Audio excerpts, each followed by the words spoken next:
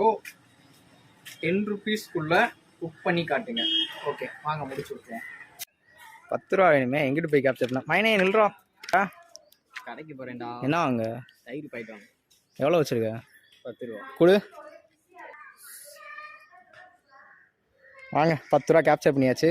வாங்க எப்படி சமைக்கலான்ற பார்க்கலாம். வாங்க 2 முட்டை வாங்கியாச்சு. வாங்க போய் அடுப்பு சூடானதுக்கப்புறம் ஆயில் ஆட் பண்ணிக்கிறோம்.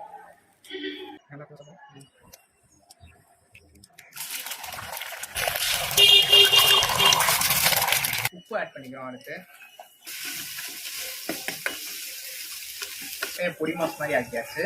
நெக்ஸ்ட் வந்து இதில் வந்து எக் ரைஸ் தான் வந்து நீங்கள் வந்து பண்ண போகிறோம். நெக்ஸ்ட் வந்து பெப்பர் வந்து ஆட் பண்ணிக்கிறோம்.